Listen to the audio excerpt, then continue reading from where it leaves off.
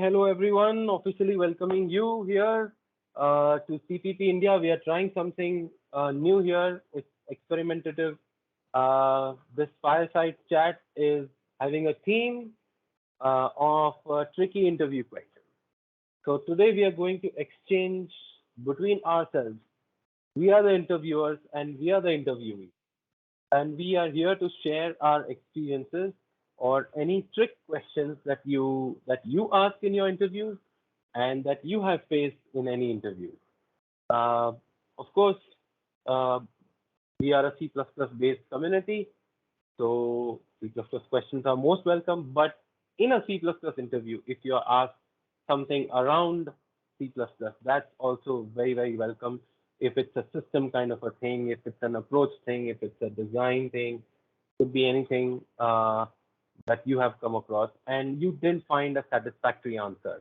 Maybe you thought you should check with somebody about it, and maybe you did, but you want some other thoughts on some confusing concept or a confusing question, or just a second opinion on how somebody else would approach it. So that's what we are doing today. Please do jump in with all your thoughts and questions and answers. There are no right answers or wrong answers. And let me tell you, assure you, that you're not going to be selected today. So go for it, go for the kill. Just share your thoughts, ideas, and questions. A couple of things before we start.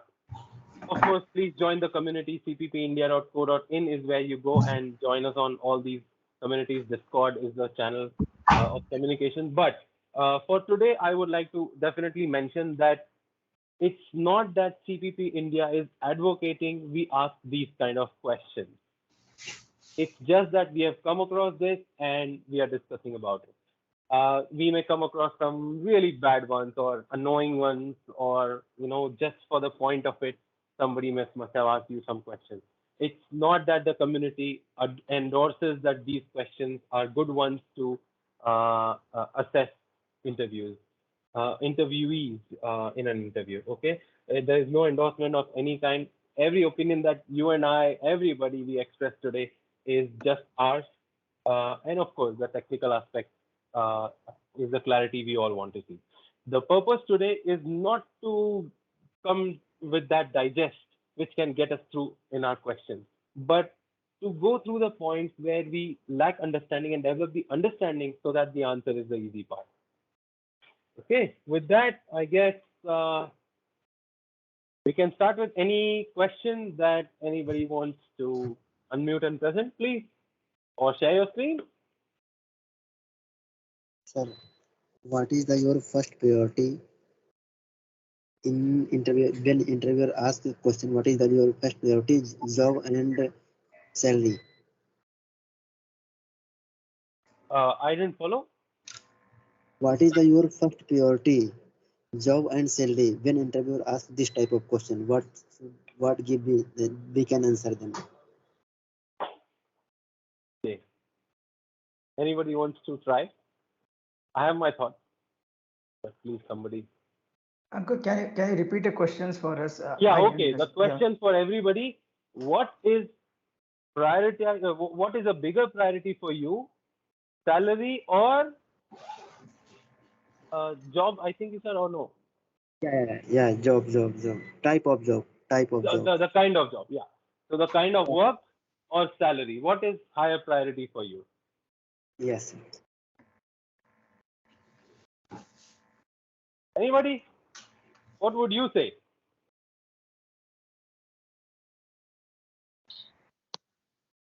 Yes, Pratik, please. You can unmute. Yes, hi Ankur and everyone. So there can be two approaches. One is to take the diplomatic route, like it is bit of both, uh, your career path and the compensation compared to the relative to the previous or current organization you are working with. Or second route could be the career path if you are a fresher or a 2 year 3 year experience like I am currently. So I would say that career is more important, so that in longer run I can show off my skills, show off, or I can build my portfolio skills, and I can unload, like then I can go for the compensation in later. So that I would have given this answer. Okay. Anybody else? Hi, this is Rakesh. Uh, I believe that one should always choose the career because if you want to get good salary, uh, you need to have that expertise and a skill set, which you will be getting from a good profile, a good career.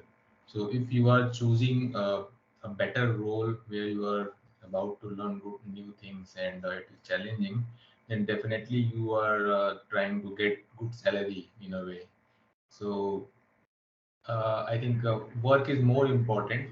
Salary will definitely follow you. Yeah, that's it. Okay, good. Did you get Yeah, answer? just my 2 cents. Well, I think if the salary is above average pay for the role, I mean, we should always go with some research, and we should say that if the salary is above average, I'm more than happy, and I'll take the salary. But otherwise, if the employer is going to underpay me, and that's not acceptable, right? Even if the job is like, I don't know. So so Yeah. it has to be above market average, and also so for me it's both. Okay, I guess we had some answers. Um, I would like to just point out at this question being, that Patrakar question. It's the news reporter's question, putting words in your mouth. I don't know where it is getting with this. Um why would you ask that? I would say, it's never one without the other, right? This is our livelihood, and the meaning of livelihood is we want to get money. But you can do some work which you just don't like, and earn your livelihood just to earn your livelihood. But no, that's not. Uh, it's so like anything in life. The answer is it depends. It's a shade of gray. It's not black or white. You can't be that purist that only one aspect and ignore the totally the others. You have a family to keep. You have to do things. So, uh, uh, and of course, you want to grow in career. You want an exposure. So if you get to do some data entry job for a high pay, would you go? So, or if you get superb work but you are getting paid just a stipend, both ways. So the Right, answer sir. is, I would like to, if I would be asked this, I would just like to push back on this, and I would like to ask, what do you want? Development speed or customers happiness? It's something like that. Right? You want both, and it's never one without the other. I would actually say that the most important part is to highlight that it's not just one without the other, because you may want to strike a compromise on some aspect. All right, good start. Yes, thank you, sir.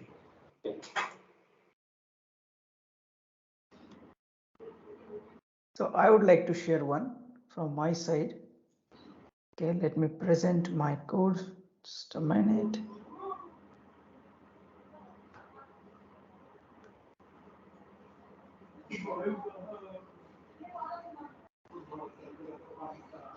Okay, so hope you are able to see my screen, right?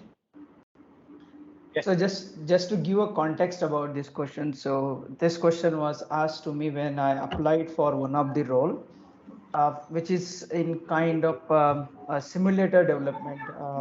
So there we are expected to have some knowledge about architecture, some fundamental basic knowledge about compiler, some basic knowledge about language. So get a sense of the complete system. So the interviewer asked me, let me take a snippet of code.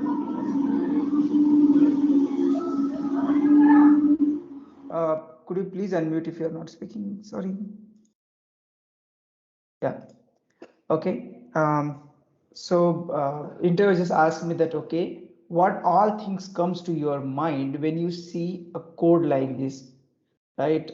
This is what you have in front of you only, and you tell me what things you can think of, how it is related, what this global state might be, and what we are trying to do here. First of all, actually, since global variables are a big no-no whenever we read any article or book, so that is the first thing that comes to my mind. Second, if this function called in a separate thread, then it will be a disaster because that then we have to use some mutex, or else if this is the currently they are calling, then it might crash because while loop they are using, so that can crash because that we are using global variable plus a while loop inside that function. So that is the initial thing that comes to our mind, that it when we it can crash in thread environment. Yeah.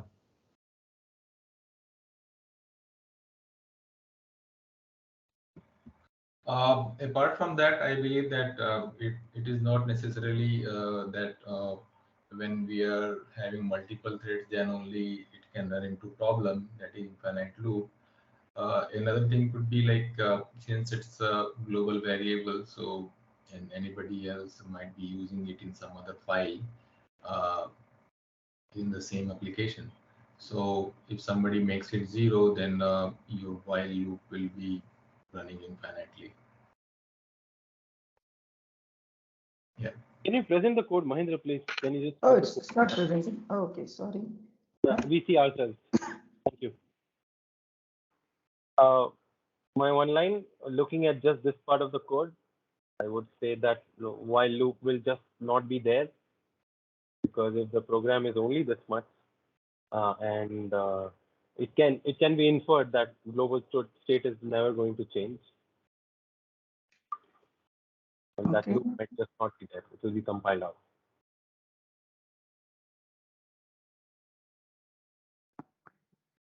Okay. Yeah, I think everyone, whatever answer is whatever. My answer was also on similar line. So what I answered here is first of all, yes, this loop might be optimized in by compiler. Okay. And you see here this global state variable, as others mentioned. Yeah, there might be some another thread which is running, which might be setting this value of this global state. So we don't know when it will come here in while loop whether the global state will be 1 or it is some different value. And if you try to see an intention here, it might be that, okay, we are trying to work in a multi-threaded kind of environment where this is some kind where we are trying to wait it here. This name might be just wait for some state to occur. So this will also not happen. So the next question, the interviewer asked me that, let's assume we are writing this loop such that we are waiting for global state to become once again, because when I call this global this do something, at that time from the second thread the global state was 0, and now there is another thread which will set it like a 1 or non-zero. Then will this program work?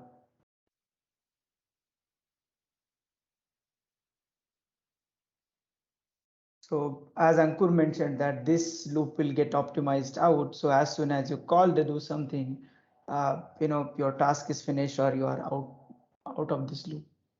So the next question was, so basically this was kind of a series of questions where he was trying to understand from me that, okay, how much I know about threadings, what happens in different threads, how compiler optimizes loop, in which situation it optimizes loops, such kind of question. So there are kind of basically two answers here which can be correct. You either mark this loop as this variable as a volatile. So if mark this loop as a volatile, then you are telling compiler that, okay, there might be someone else who is kind of setting this value from some other thread. So don't just rely on state here. Still keep checking. In that case, compiler will not optimize out it. The another way, if you don't want to use volatile, let's see, instead of printf, you don't want to do anything here. So you just put here a kind of knob. This is generally done in a kind of embedded environments where we don't have a support for multi-threadings, and then there are multiple cores actually on, and there's a global variable which is directly inside DRAM or SRAM, and we are trying to access it. We are trying to basically sync that whether two coprocessor has started or not, and the processor might just set their IDs and we just keep waiting on their IDs. So you can just put here knob. So comparable, basically the pipeline will be empty, but yeah, it will keep checking for global state is equal to 0. The second part actually definitely got to know after I went back and saw, okay, what can happen with this type of situation. Yeah, that's it. Good one, Mahendra. Ankur and Mahendra, can you guys please explain how does the compiler does the optimization of the loop in short, not brief? I think it's actually a really vast. Basically, what compiler tries to do, it tries to do some static analysis. Tries to, for example, if global state is equal to 1, and here is a printf compiler, basically it's, see, compiler is nothing. It's just someone has written the program, right? It's not like compiler is some magic. So someone can check for this pattern, right? Okay, what we are trying to do here is we are waiting for global state is equal to 0, and then can try to infer from the analysis or the tree that, okay, this global state is never gonna change here. No one is setting it here, and I'm not explicitly mentioning that this is a multi-threaded environment or something kind of this is happening. So this is doesn't look right, and then this can be optimized out. So basically what compiler tries to do, they basically tries to find out the patterns. For example, let's say very simple thing, you are trying to find out even odd number, you do modulo operation 2. Compiler knows that modulo operation is very expensive operation in terms of CPU. So it tries to find out, yeah, you are trying to do a divide by 2, why I can't just do a and 1 there and just try to check. So such kind of tricks compiler plays. Thank you, Mahendra, for the explanation. There are many such optimizations, like Mahendra just said. In this case, the inference is what is the key here. The compiler, by looking at this code, is able to infer that this global state is not going to change.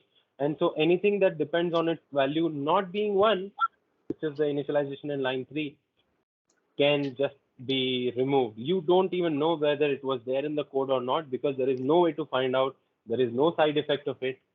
And so the compiler does that. I was having this, so I was just trying this out in the compiler explorer actually. So you would actually get different results. So I think compiler is also doing an optimization based on, so if you put the printf with just double quotes, it sees that you're just printing an empty string. So basically you're not doing anything. It optimizes that loop, that while loop completely out of the code. But if you print any, like, a single character, you get a completely different assembly, even with optimizations enabled. Yeah, so because there is a side effect there. Printf has side effect. So basically, if there is a side effect, or like, if there is a side effect or something, then of course you'll get this.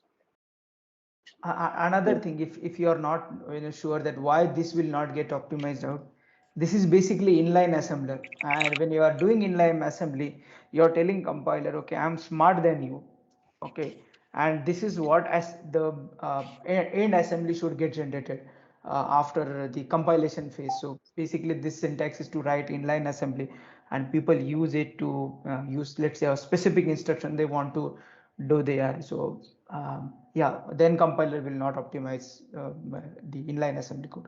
It will never.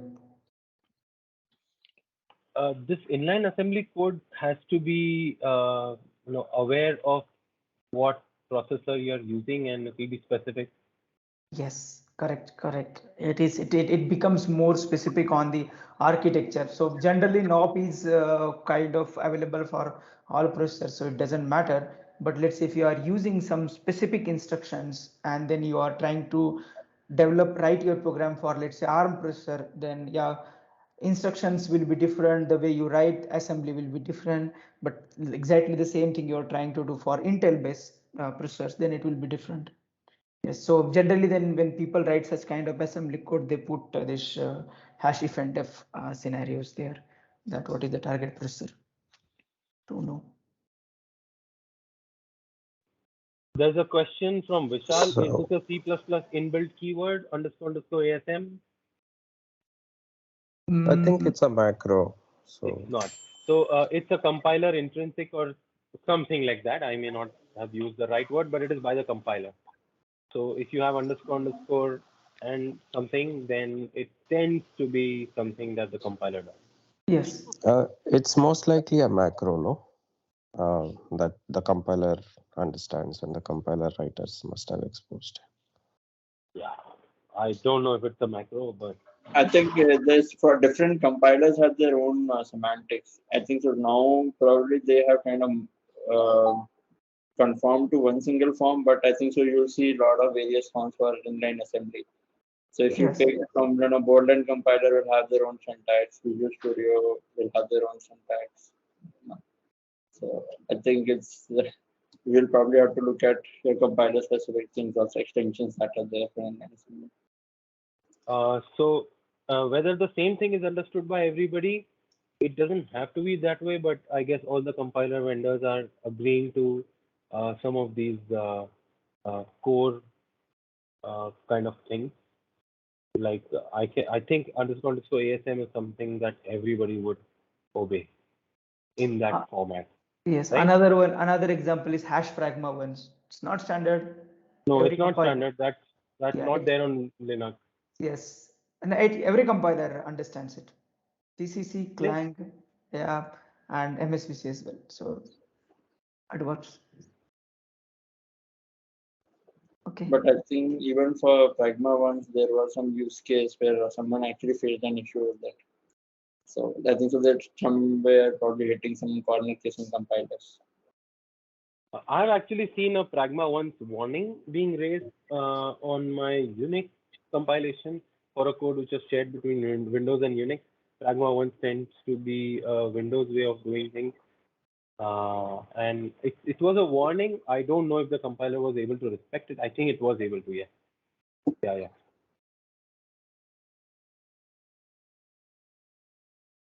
Okay, next one. Or happy to go to the next one. Shall we pull up something from the questions submitted in the channel? I would actually give preference to all of you who are here than the questions which are posted offline. And if you want any of those, we are happy for you to mention those.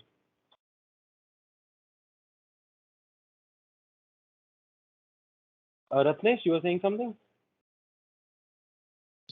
Yes.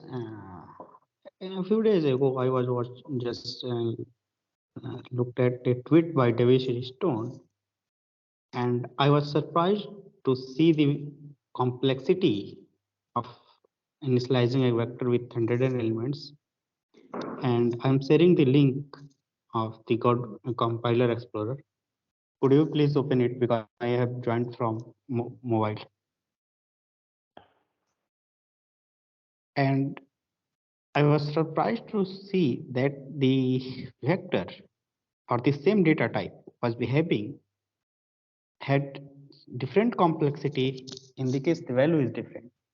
So many times what we think that the data type is same and the container is same, the complexity might be same for the same data type of value.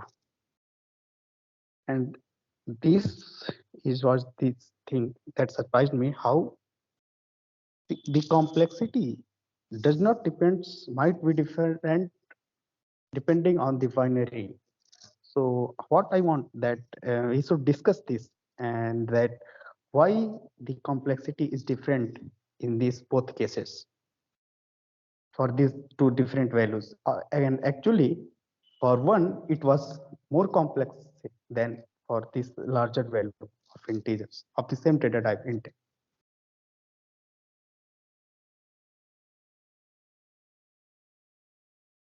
So I believe we have used one in the first one, and we don't have the use one defined in the second frame, right? Uh, Yeah, it's- that's the case. Yeah. So the code is there No, in the no. first frame on the leftmost frame, and Yes, the same code has in a the value. Please. yes, in the first one we are we defining we are initializing the vector with 1, and in the second one we are initializing with different value. And for 1, the complexity is more complex than for the second value.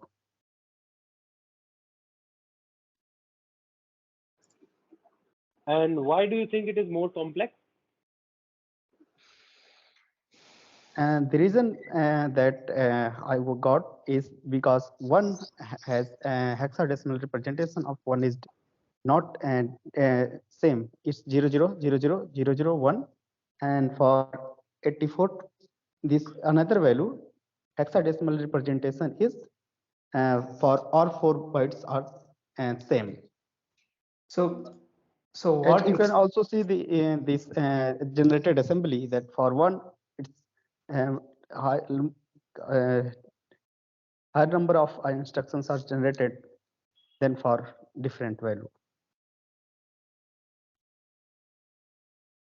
Yeah, I had a bad network at the time. I missed some of your explanation, but I guess I just the first thing which I did was check the value which you have there. That in hex is 0 0 5 0 5 0 5 0 5, and I pasted Yes. the screenshot of my calculator in the chat also. So that's what the binary representation is, the hex 0 5. So every byte is 0 5. So with this knowledge, the compiler is able to do something different. If you see line 16 there on the rightmost frame, can you point to it? Yeah, line 16 is moving 5 there. And so I guess it can do that for every byte, or I have not read it. I just spotted what I wanted to spot. So I guess it's able to place 5 in every byte in some way. Memset is called with 5. So it's able to call memset in this case because of the special value, which is repeated. Every byte is just the same. Instead, if you use 1, so now we look at the middle frame, then you have vectorized operations here. Yeah, I guess vectorized. Am I right, Mahindra? yeah, correct. Yeah, Okay, yes. it's vector instructions. Yeah. So we have vectorized operations, and we are working with many at a time, but it has to go through. And instead of looping, as you see, it has been unrolled here so many times. These are all, Yes, and there is. in O3, yeah. Yes, the reason I shared this is because I was asked the similar kind of question in an interview in Capgemini was a few years ago, and at that time I did thought that and most of I might thought that since the data type is same, the complexity could be same. Okay, so it was just for the information that I wanted to share. Yeah, very interesting. Very So interesting. yeah, I think I just want to add two things. One or two things here is, yes, as I mentioned it, what happens in compiler, compiler designers know that there are special instructions to do some special things in a particular hardware, and they try to find out the pattern with the numbers. There is a really nice talk on such kind of optimization by Matt Godbold, that how compiler does a lot of different plays a lot of different tricks with respect to what numbers or what value the particular variable is having. And for example, let's take an example of division. So instead of doing a direct division, compiler tries to emit that division operation such a way that you can do that using our normal plus, minus, and multiplication, because that are kind of lot cheaper as compared to the division operations in a hardware. So yes, compiler does a lot of optimization aggressively if you have enabled O2 or O3 flags. In O1 and O0, it doesn't go for such aggressive optimization based on the value of the variable. It is if it is able to infer that value. Yes, I want to add one more thing that like that you have said that division many times. What we do that if a programmers want to do multiplication or division, they just use left shift or right shift. Okay, many times we answer that by left shift or right shift we can do division or multiplication, and it will be more efficient. Should a programmer, from its own perspective, should use the left shift or right shift, or just it should do what it needs to do, like use the operator, uh, like multiplication operator and division operator, and should left it to the compiler that in whatever a way it wants to perform that operation, it should do. My opinion here is 99% of time you should write code which is human readable and leave the optimizations to compilers. Nowadays compiler are too sophisticated. They will most of the cases outperform our understanding, because we just have understanding about instructions or this. When compiler comes in a picture, if you have enabled a particular hardware flag, compiler knows about cache lines, it knows about little bit about microarchitecture, and then there is a kind of a guide shared with the compiler that okay, these are optimization which you can do with particular this hardware if you do operation something like this way. So they are far better than our thinking. So if someone writes a division as left shift and right shift operator, I say we are kind of doing over optimization and overthinking there. We should write a code which is human readable and leave most of the optimization 99% to compiler. So just sharing an article on this one, I think, I don't know how many of you might have. Yeah. So the people like were playing when floating point numbers computation were kind of expensive. So people used to all come up with bit manipulation and stuff. So maybe you can spend some time on it. But I think for today's scenario, to have more readable code is better. And as Mahendra said, right, it's better to leave optimization to the compiler itself. And there might be some cases if you're working with very latest and greatest hardware or something where the compiler might not have support or something like that. But those are very rare cases, and usually, compilers are also catching up quite fast with the hardware, and they're coming up with much better, solutions for it. Yes, that's what Matt Godbold would have said in his presentation in our community. Also, that's what he said, that you can leave that smartness to the compiler. You write dumb code. Yeah, and I think they also have a lot of heuristics also, right? Compilers are now able to see through your code also if you're trying to do some dumb stuff. So you can somewhat organize your code in a better way. Because that's the compiler's job anyway, like to translate what we are saying into how the machine would like to do it best. Yeah. Hi, I have a question. Let's say we have got multiple processes, and from one process I want to send my user-defined class object to some other process via socket. So is there any standard way how one object can be sent to another process? I'm talking about user-defined data type here. That is my own written class. It's a big class. A lot of members and functions are there. So if I have such kind of object and I want to send it to another process, the first question is socket the only way to send this object over to another process? If yes, is there any standard way to send object from one process to another via socket?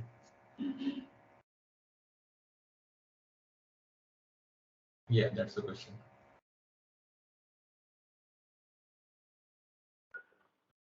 Anybody would like to go? It's a two-part question.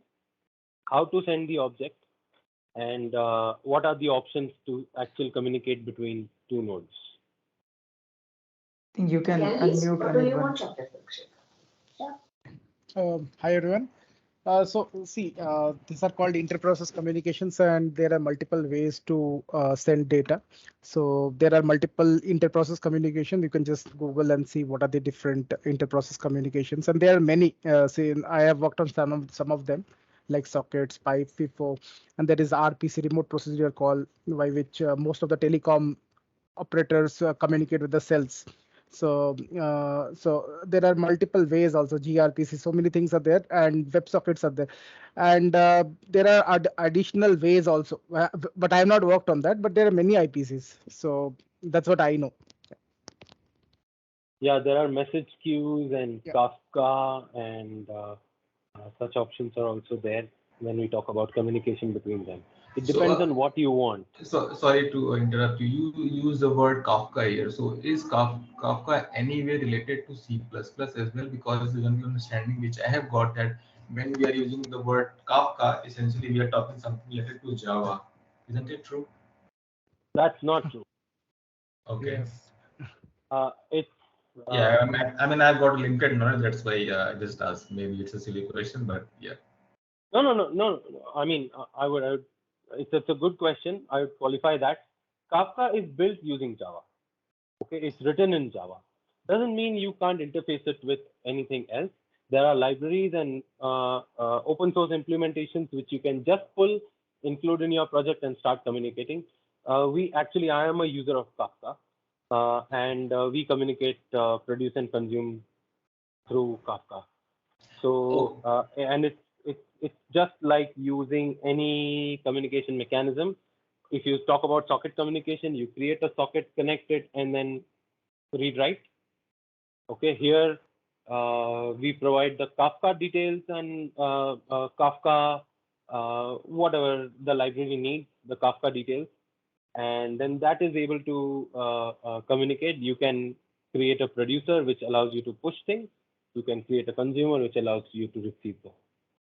And Okay. so it's like what is it built in? Yes, that is Java. But who can talk to it? The world. Okay, thanks for the info. And to be very specific over here about the requirement which I raised, that when I say two processes are trying to communicate with each other, I'm talking about an in-house application used by in-house users. So it is nothing like telecom domain or something else. So in such scenario, when you have got in your application, maybe some kind of a financial trading applications where you are basically doing some trades and interacting with exchange, and you have got your internal processes. So in such kind of scenario, is socket the best way, or I mean best IPC mechanism to communicate, or are there other uh, probables which can be used in such cases? So just one clarification: we want to exchange within the same machine. It could Data. be it could be different machines as well.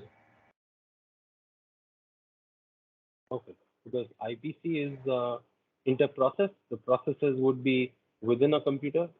Okay, If it is across the network, then okay, so let's limit it to within a machine. So on a single machine, I have got different processes, and I want to communicate my data to other processes.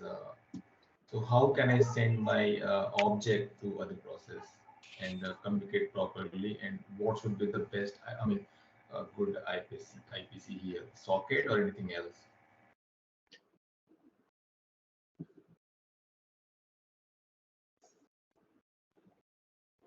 If anybody can, yeah, go ahead. I think, see, there is not one solution fits all kind of thing. So it totally depends on the requirements. So what is the performance requirements and data reliability? And so basically you're choosing a transport, right? So it's like this. So you want to send a package from one place to another place.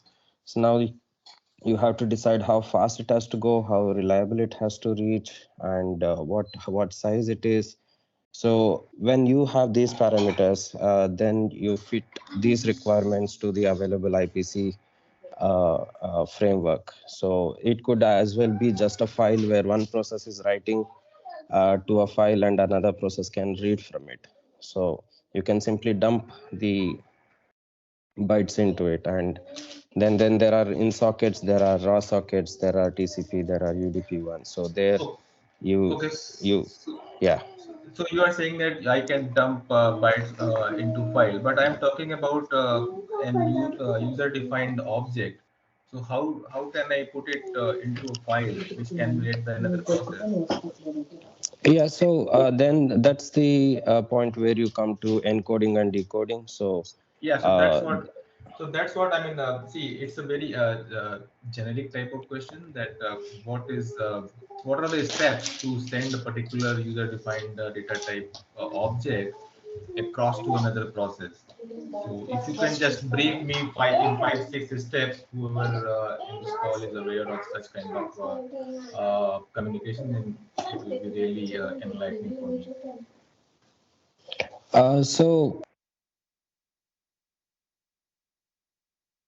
Daya, I guess you hit something. You're on mute.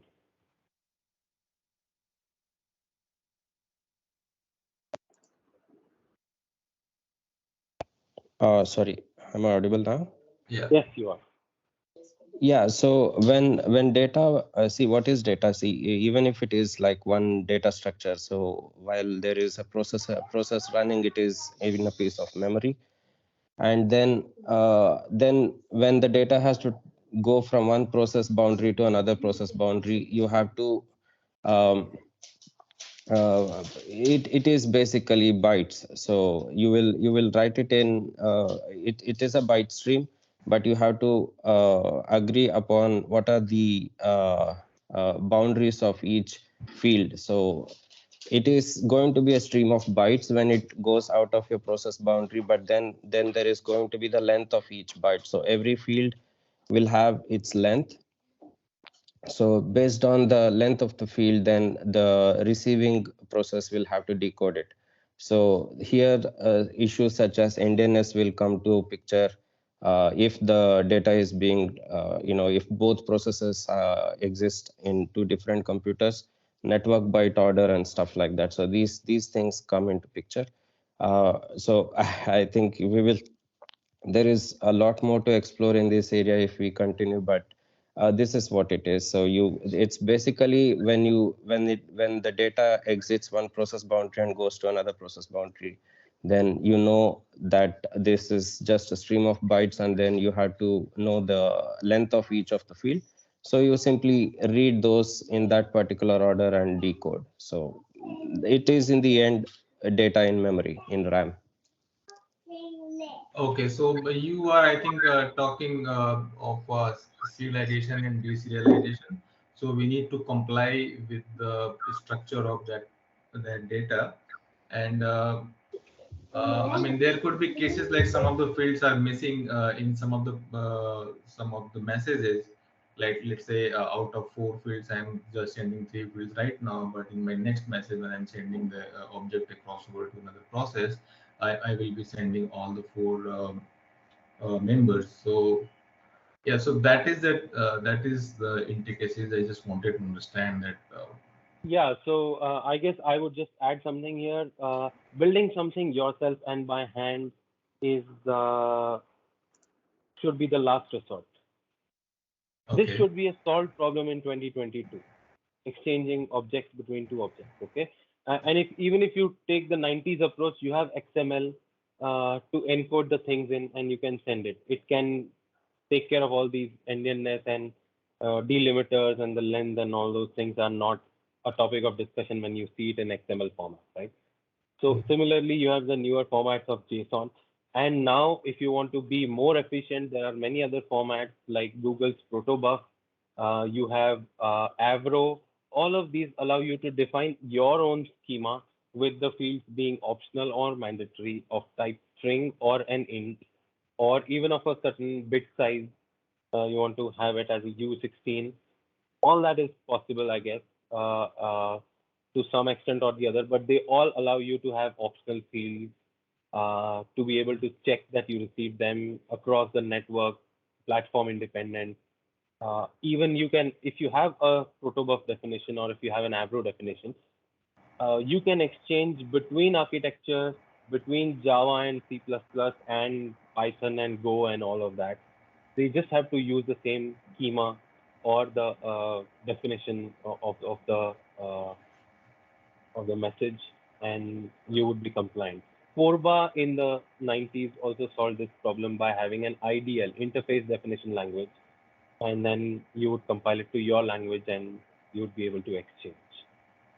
So don't reinvent the wheel. If you want to be, if you know you are just on the same machine and you have just primitive data types and you're so so many ands, if all the stars align, you are on the same machine, you are on the same architecture, and you know you don't have any pointers which may be different in your process and the other process.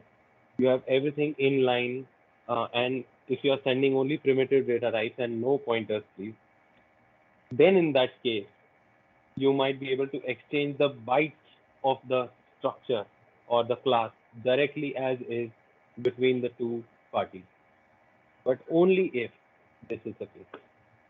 They Yeah, are the same type. There is no subtype problem. All of that. So all of that.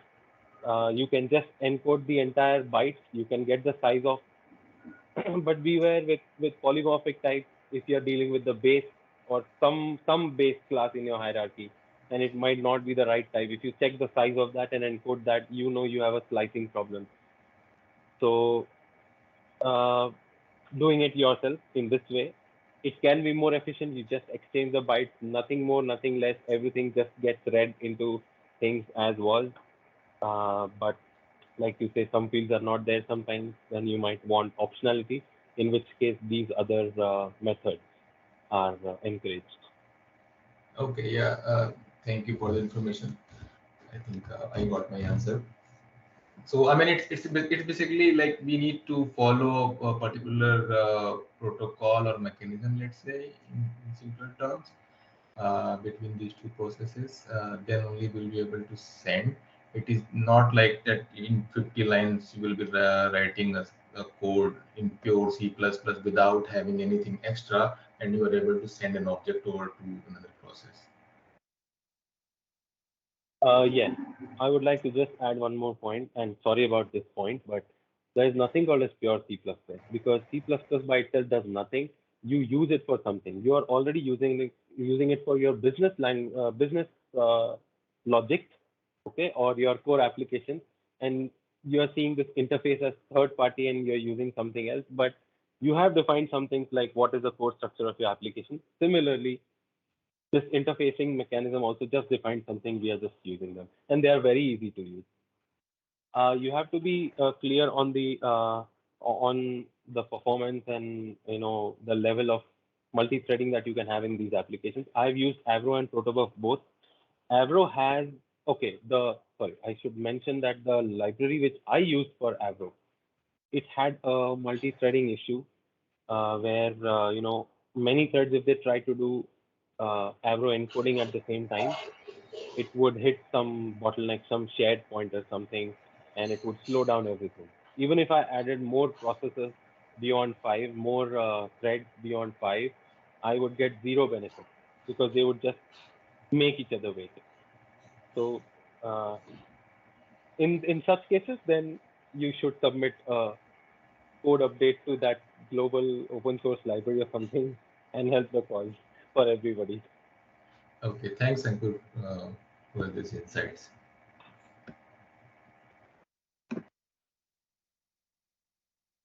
Okay, I guess Onirban, you have something?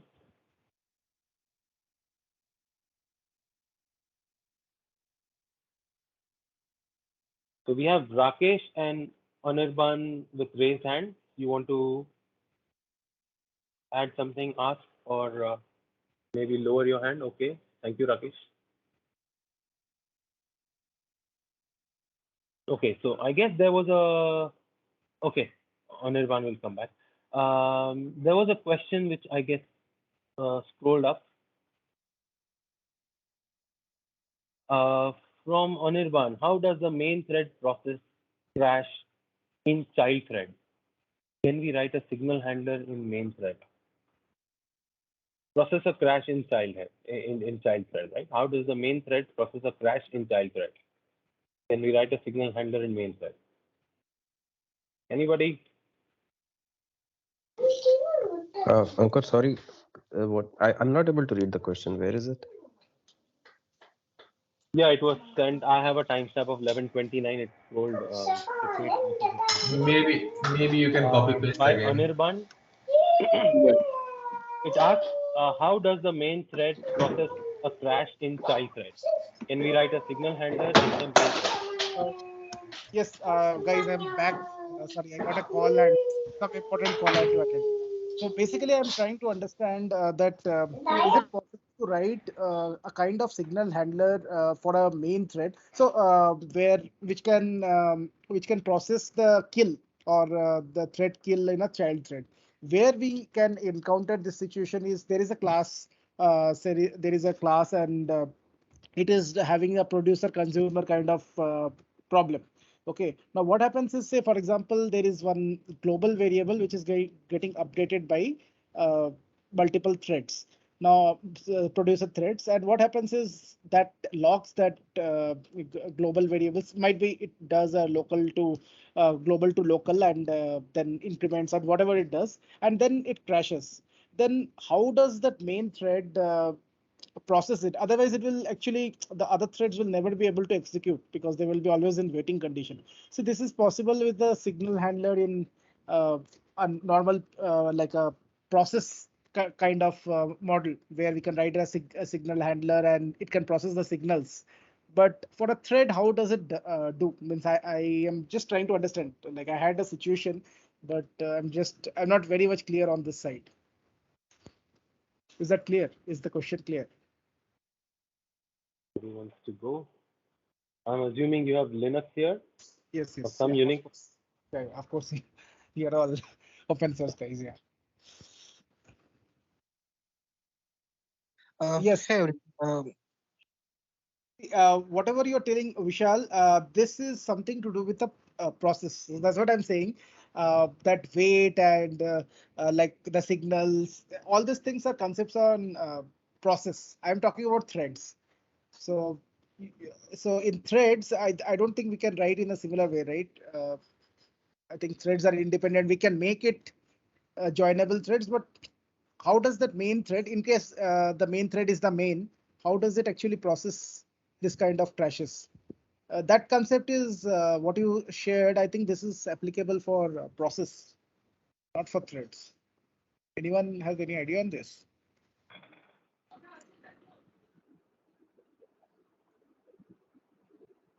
so I wanted to ask something that if the thread will crash, won't the whole program will crash as well? No, no, no, no. See, How can you handle the crash?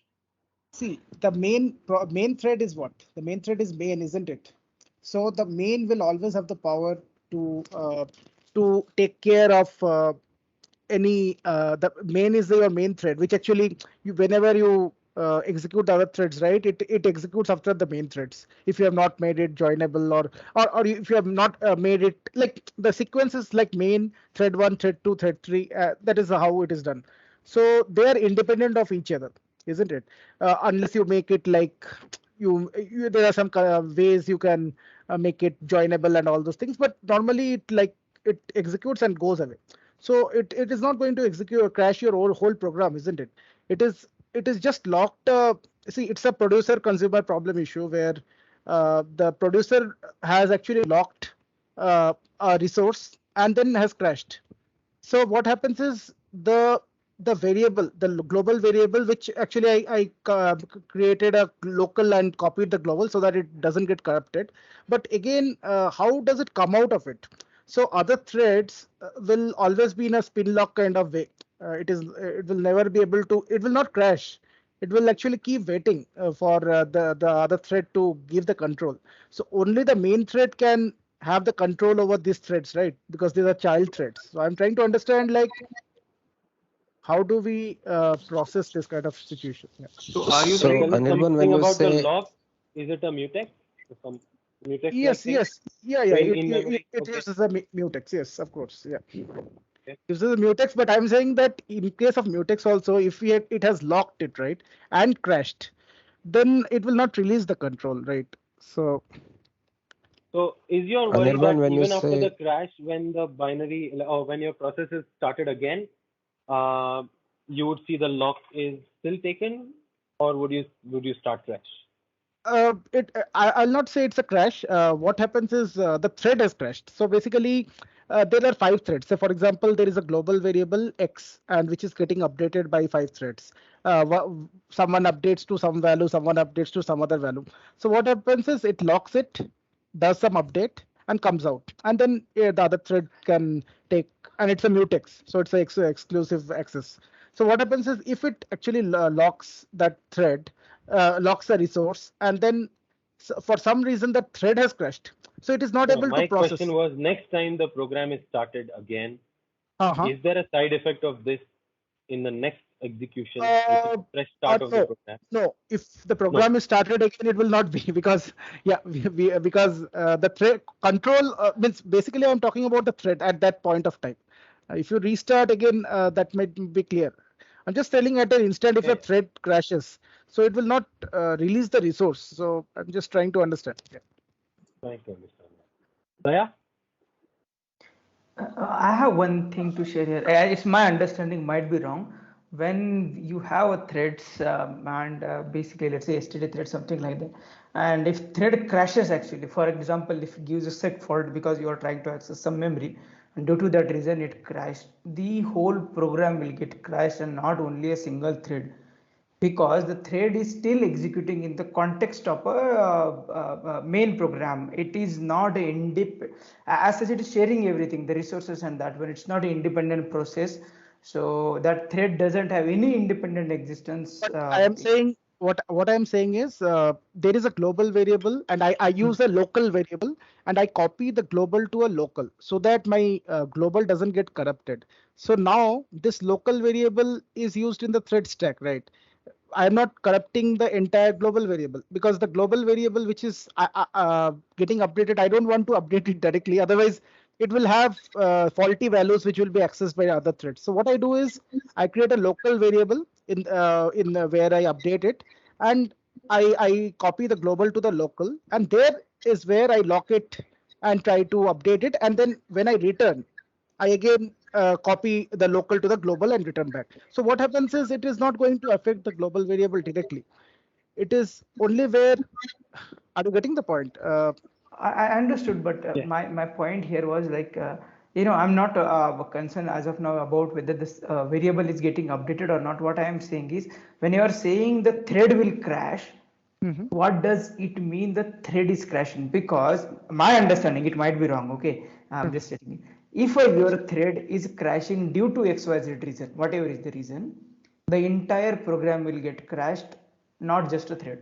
That is my basic Say, understanding. for example, the thread times out. So if I reword it and I say that thread while doing that execution times out, I think that will be a better statement here. So for some reason it is not able to release the resource, then what will happen? The other threads will keep waiting, right? So I am saying, is there any way by which the main process can spawn off this kind of threads which are actually hogging the resource, and it is actually locking the resource? So is there any way? So is that clear now? I think that is what I want to know. I'm not talking about just a crash. Might be a timeout where thread is not able to complete its execution.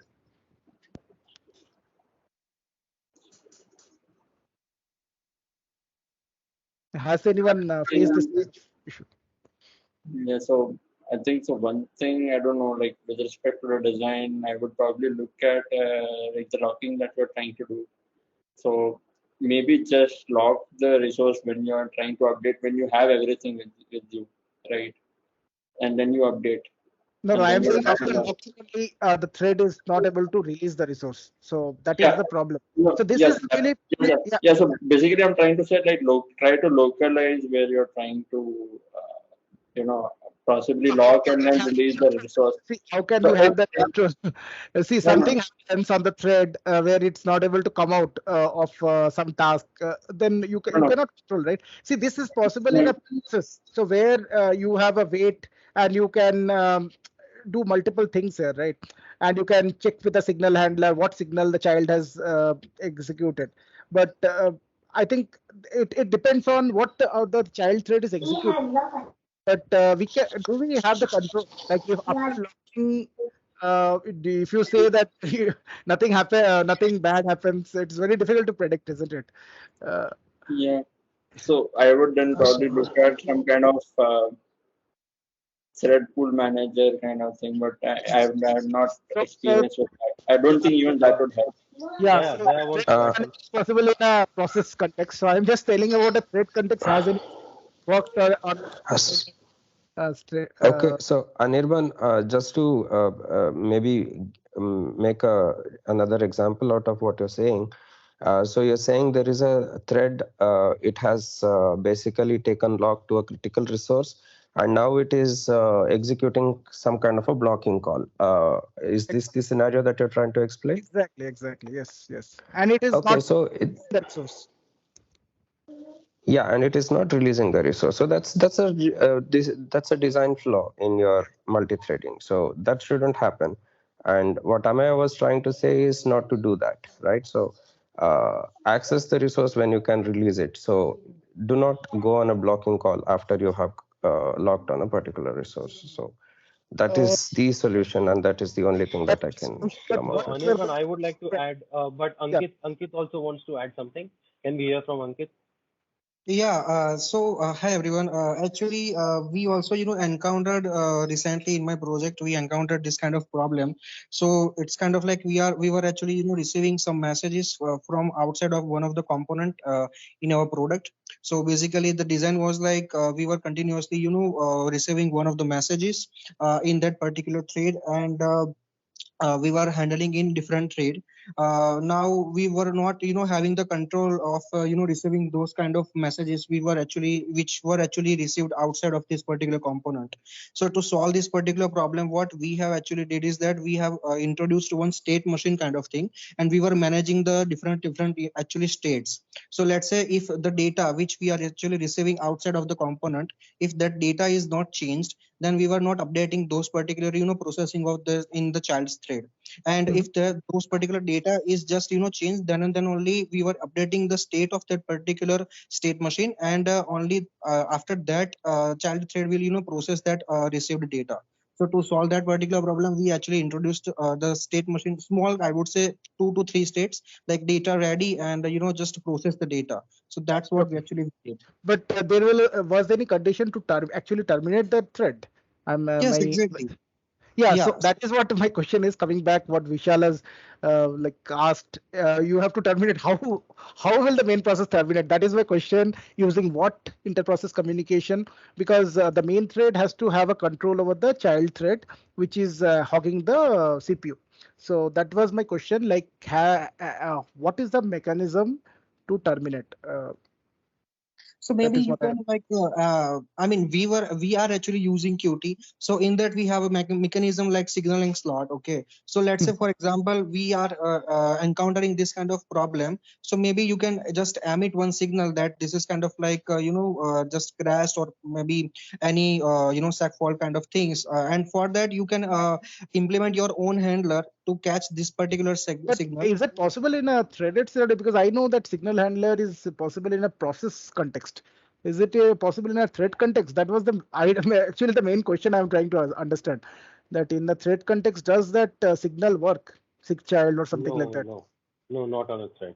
Yeah, It's for a that is the process only, question. right? Coming back to that, how do we solve this problem? That is what because this is I've tried to ask many people, but I've not got a clear answer on this.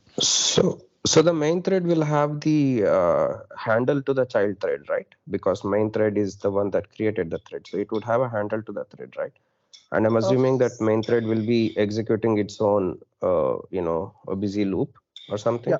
So how does it kill? So if you do a sick kill, what you will kill? Cancel. Because Yes, you that don't is do a what sick kill because sick kill will it's. kill the whole process. But then there should be something like a pthread cancel, if I remember it, or something That is like what that. I am trying to understand. If anyone has used, because I had a situation like that. Yeah, Yeah. it's So we can been use. quite a long time since I did such things. But then I don't know what kind of interfaces are there in STD thread in modern C++. But back then when I used to do like C stuff, I remember doing pthread cancel or something, where you call pthread cancel and you give the thread handle, and then the pthread Handle. library will take care of. Yeah. And is there any So timeout or something where we can control this kind of thing? Where if we can specify a timeout, is it possible that after so and so time, if it doesn't execute, can we cancel it? it totally depends on the threading library that you're using and what kind of interfaces Yeah. it exposes. Yeah, So if you're that's going to very use like a I'll try plain that. pthread library, Yeah. cool. Thank you So so I much. guess what we are all coming to is we should have a timer. As soon as you lock, you start the timer, and if it times out, that's it. You have to release the lock. Yes. But if you are blocked on some call, you have to make sure that the timer call, so whatever library or mechanism like it was being discussed right now, like that mechanism should be interrupting whatever you're doing, because like you can be interrupted out of a socket call and all of that can happen. You could do that. The other approach is a collaborative approach where many of the tasking systems allow you to have a collaborative approach where the task which you create and it runs on some thread. It is collaboratively looking at a cancellation which can be issued by anybody who has the handle of that task. So, I mean, you don't block inside it. You are doing some work and it's a long work. You might be busy doing it, but ever so frequently you have to check on this cancellation token. And this is how tasking and cancellation is being has been implemented or is being implemented in the newer standards. I guess cancellation came in 2020, C++ 20, I guess. Or it was being discussed in that time frame. So it may be there in the tasking system or may not be. And then it depends on the exact library, what other kind of mechanisms you allow. So I guess forced timeout where you are woken up by a timer. If you have an event loop which is controlled by something like lib event or something, then that can be interrupting whatever else you're doing. Or else you can be collaborative where even if you want to do something off for 5 minutes, you check this cancellation flag for every 5 seconds, 1 second, or 10 cycles. Right, Ankur, I have got all the approaches, but one of the approach which you're saying, like the other guy might be the other thread can cancel, then it actually converts it from a problem of a semaphore mutex to a semaphore, because if No only other, so for a mutex, the same thread which locked it has to unlock it, right? exactly So other it has or the to main be thread. done by, Yeah. yeah. Yes. Yeah. So then we have to So the do other everything. guy can, so what is collaborative cancellation? There is, let's say, crude way, there is a global cancellation state or cancellation request mechanism, let's say just a bool, which main shares with your thread. And this thread looks at this bool, other thread looks at other bool. Okay. Main is able to set that bool, and this guy is ever so frequently checking that bool and saying, okay, now I'm being cancelled. I have to give up whatever I was doing. I just stop and unlock and release everything. Right. Got it. Thank you. So that is collaborative cancel. The task that you're running on a thread is collaborating for cancellation. It's not just going to block. That is unaffordable. That is what got you in this situation, I guess. Okay. Okay. Does C++ have a mechanism to create a stopwatch in any way or form that calls a certain function when the stopwatch expires? Because if we get that, then we can pass in a lambda that captures the state of that thread. It can just be a simple variable that just says finished.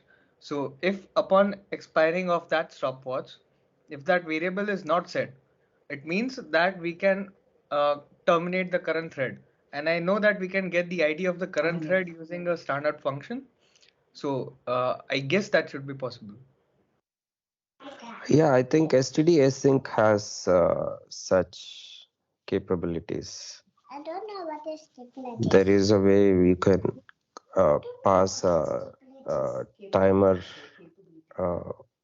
object. I'm not sure. You can configure tm value, tm underscore value something, and then std async. If you're going to create those threads using std async, you have the facility to timeout. And well, basically when you do std wait on that object, there is a mechanism to cancel. I'm not 100% sure. Just think If it's I based on time val or something like that, it's not C++. yeah. Yeah. Yeah. It might tend to be not C++ if it's not based on chrono time, right? Just a guess here. Yes. It was chrono. Now you're right. Yeah. You guys, thank you so much. I'll look it up and I'll just share the link. Yeah, maybe we can keep on exchanging because we are right now out of time, way above 12 o'clock. It's 12:17. I guess this might be, unfortunately, the last question that we take. But we want to hear from you if this was fruitful, if this discussion helped you in any way or not. In any case, please just click on that link and answer a couple of questions apart from your name, etc. So that'll really help us to know whether we should do this or not. It's an experiment, and we want the feedback. So experiment is not useful without the feedback. So please take a minute. Any last thoughts or last something that you want to add here? Anybody? Yeah, hi. I think this is really a good forum to exchange information and get more knowledge. We should have it regularly. That's what I can say. Thank you. Good. I have one suggestions. Just like meeting C++, can we start an initiative for job fair like related to C++? Okay, yeah. So we have job posts. So if you have any knowledge of any post, but the company should tell us. You can make the two parties meet. We can post the jobs, but having a job fair, yeah, good. I guess the feedback will let you put that point. We'll definitely see how many job posts, job fair requests are coming through. Based on that, we should do. It might be a logistic problem, but why not? Why not? Why not? One last question. So do you have any kind of learning module or something which we can contribute? Because see, I am trying to upgrade myself from C++ 11, little bit of 14 to the latest version where a lot of things have changed. It is becoming like Java. It's becoming like an API driven. You don't need to write any linked list. You don't need to, all are like API driven. So it's very difficult to even comprehend the C++ 17 or 19. Isn't it great that you don't have to write the nuts and bolts? You can write your business logic straight away. This is Yeah, but exactly what I it's meant when changing I said don't reinvent so the wheel. It's a solved problem in 2022. right, but it's changing so frequently, right? So if there is something, some module which we can work on just for learning, or if you can suggest, it will be really good because we have to keep pace with the changes in C++. Every year, I think something new is getting delivered. Yeah. Yeah, I guess. I think back to basic talks by CPP Khan are really best. Okay, can you share me that? You can go on YouTube, search on CPP Con and just CPP watch Con Back has to a Basic channel. series. Yeah, and they have a series CPP of Con back has to his own basics. channel. Yeah. Is it called back to what did you say? CPP Con, and once you land there, you might be able to figure out. There is a track called as In Back to playlist, Basics. you will see. Okay, yeah, got it. Yeah, There thank you is so a track. There is a playlist for lightning talks. There is a playlist for other things. Anything else? I don't remember. I Design got it. Stack was added this year, so Okay. there might be. There is also one website called cplus.com, so you can also check on that particular website. Yeah, I would say you should refer cppreference.com. Yeah, more than CPP reference is better than C++. Yeah. It's a preference thing, but I just jumped in with what I think because the community, it's a community effort kind of a thing. CPP reference, I guess. Um, so how to keep pace?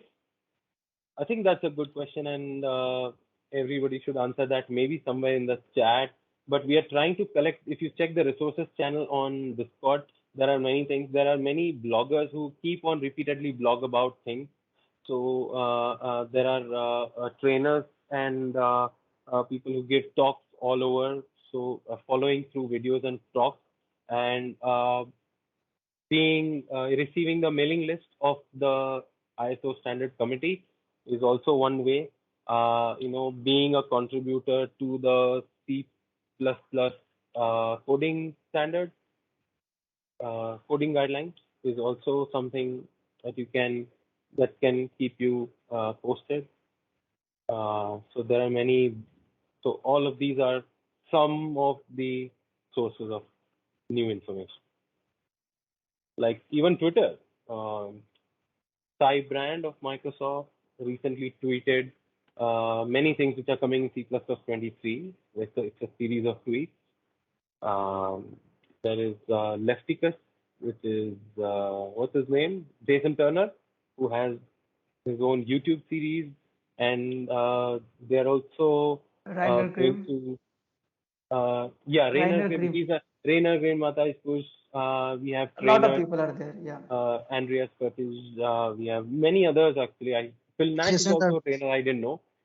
Jason is also a trainer. John Kalb, our very own keynote speaker, is a trainer. So there are many of these who you can follow, even if you go for the training. That's the best thing. But at least follow them on their updates and articles, and so have the feed, have the internet come to you. That's how you can make it happen. Podcast, CPP Cast is something that is there.